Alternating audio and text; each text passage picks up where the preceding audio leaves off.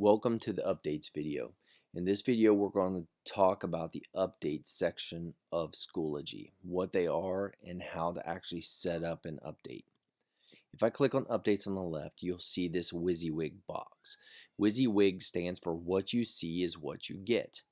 Okay, so in this video we're going to go through every option in this box so that by the time this video is done you should feel extremely comfortable in using this kind of interface. First, let's discuss what an update is. An update is an important piece of information that you want to share with the class. That could be there's a test tomorrow, or that could be for your homework assignment, I want you to go read chapter 1 and answer the questions for chapter 1 on the materials page. You can actually even link assignments in an update. You can link videos and you can link other items as well. You can also do a poll as an update, or we can pin an important announcement using an update. For instance, test was changed till Thursday, and you want to leave that update up there for a long period of time until Thursday, until you physically remove it. We can do that as well. So let's show you how an update actually works. So for an update, it's as simple as come in this box and let's type in an important update. So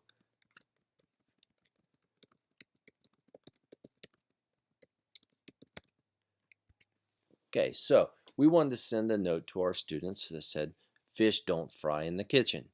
All right, so this is our important announcement that all of our students really need to know right away. So we're going to go ahead and click post. Now notice when I post that, it immediately says David McManus is posting to the training course section 1. If I was to go back to my home page, under recent activity, notice that would populate right up at the top. That's what's going to happen with your students. On their recent activity, when they sign into Schoology, they're going to see your updates post right here. That's why it's a good tool. Without even going to the class, say they have 5 classes, 6 classes, 7 classes with different teachers, the most recent updates are going to pop up here like a Facebook feed where they can actually see what's going on before they even get to your class. Now I'm going back to this update. You see I've got one new update here. Fish don't fry in the kitchen. Now this is all well and good, but this is just plain text. What if I want to make it a little bit better? Don't. So I'm going to put in don't take home for my lunch. Well, this is where the power of the WYSIWYG comes in. What you see is what you get. Remember, you got some options up here: bold, italic, and underline. This works just like a Word document. So I can go over here and say bold this and underline it. Maybe even italicize it. Don't take home my lunch. Okay? And if I wanted to, I could give them reasons. Say reasons. Now, that's where this comes in. I got a bullet list and a numbered list. Again, just like Word, I can say reason 1. I said no.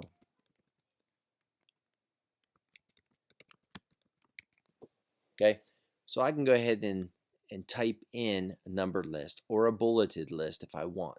It's up to you. Now, please ignore my grammar. I know I need to fix these things, and I know if you watch these videos, some of my words, I'm not saying everything as eloquent as I would like, but let's just say this right here. That's what these two are for.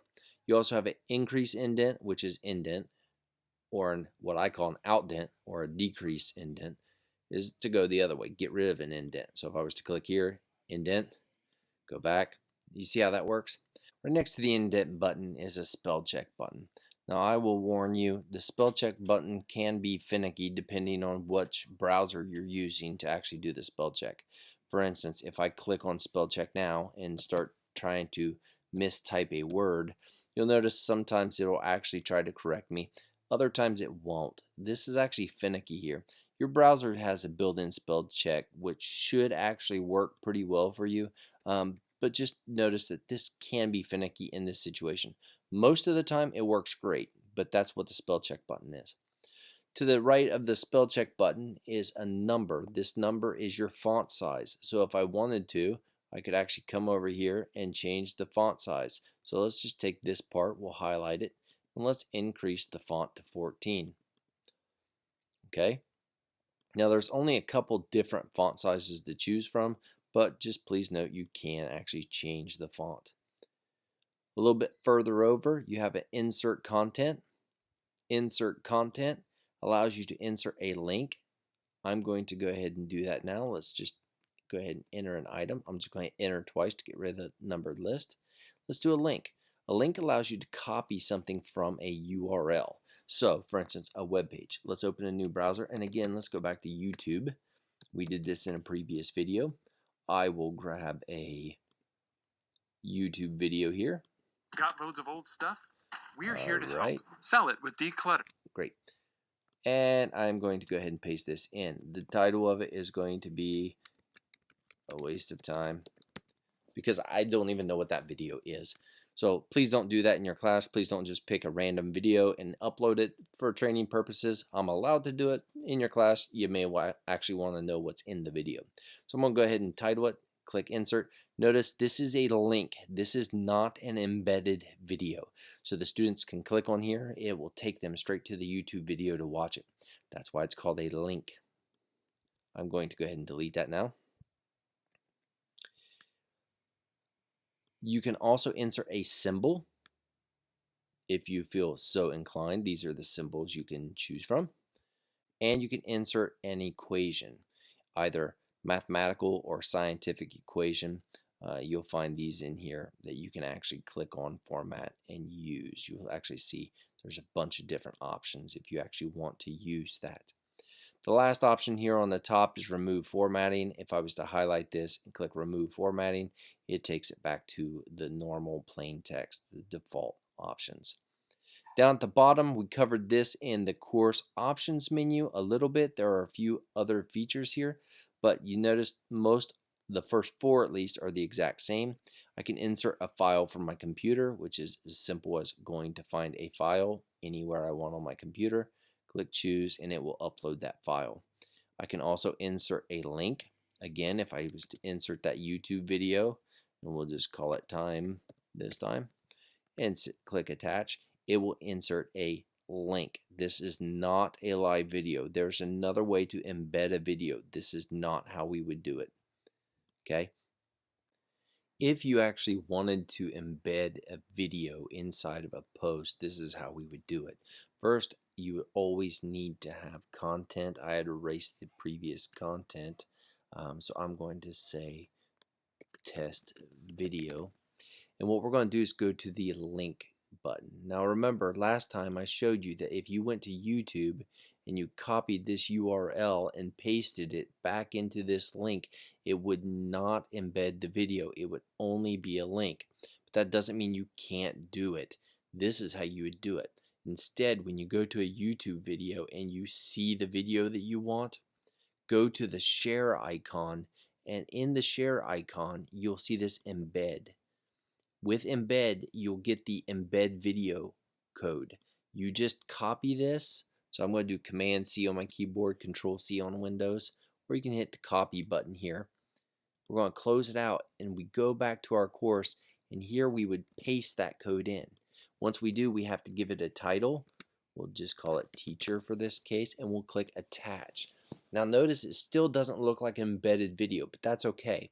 You see this icon here, and do you see where it says embedded media? That means we did our job. So if I click post here, you'll see that now I have the video content with a posted video. Now it's going to look like this until I click on it the first time, but now notice my video pops up and I can actually click and play the video straight inside of the update. Okay, so that is how we would actually post that. I'm going to go ahead and delete that here. I'm going to go ahead and delete those, remove. I can insert a file from my resource folder, or you can think about this as your filing cabinet in your classroom. All those files that you have uploaded, we can just select one and attach that. Or you can do a live video and audio session of yourself. So if I was to click on audio, I could actually click to use Flash and insert audio. I'm not going to do that because I'm recording a video for you right now, so that would be very, very problematic. The other option you have here is a poll. Now the poll is kind of different. I'll show you what it does. If I click poll, it's assuming that the top is my poll question. What do you like? Okay, that's where my question is going to go. My poll answers are going to go down here in the bottom. Ice cream, pizza. I can add more options, cake, and I can even remove options. I can click, so bubble gum. I don't want bubble gum, so I can just click on remove. If I was to post this right now, I'd get a poll and I would see the responses. So let me go ahead and show you what that would look like. So here's my poll. I can click my option, I like pizza, and you'll see I get 1 vote on this. I can also, stupid, okay, you might be thinking this video is stupid, so I'll just type that in. So I can also copy this. If I click copy, you'll see I've got other courses here. I can copy this exact same update to another course. So rather than going into every course and typing the exact same thing over and over again, this is a way to do that. You can actually copy your posts or your updates to another course so that everything is there when you do it one time. Now there's another way later on we'll talk about. It's called linking sessions, linking classes, that allows you to do this exact same thing too, and it does automatically every time. That's nice, but if you have a class that you don't always want to link, but occasionally you want to copy a post, that copy button is how you do it. Okay, I'm just going to click that copy button again to make it go away. The last item is, I'm going to change this note here, not Friday. Okay, so if I say test Friday and I want to make this announcement really important, this update, right here, this little plus button, I can actually click this announcement button. What this is going to do is it's still going to post my announcement down here, but watch what happens when I click post. So I get my announcement down here, but notice what it does up here. It says test Friday. This will stay up here at the very top of my course and it won't go anywhere until I physically go in and remove this. So if I go in and view this course as a student here, let's go Darth Vader. Let's go back to my course here. It does that sometimes when I click on it. Course, view course as Darth Vader. Can't click on their name. But you'll see that right up at the top it says announcement test Friday. I still see it here, but notice if I post another announcement as a teacher, so let's go back to the course. I'll post another update test post. Even though this post down here keeps progressing, that announcement up here does not go away. So that's what this announcement button does. You may not even know it exists, but it's kind of handy. So hopefully you now understand what an update is, how the WYSIWYG works, and what the announcement feature does. Keep in mind that some of these WYSIWYG options will change depending on what we're doing, and I'll cover those as we go. But this is the updates section inside of Schoology. Next, we're going to talk about grade setup. We have to do that before we can get to our materials, and it's one of the first things we should do is set up our grade book. That way all of our grades transfer into a progress book the way they're supposed to, and everything works really nice. See you in the next lesson.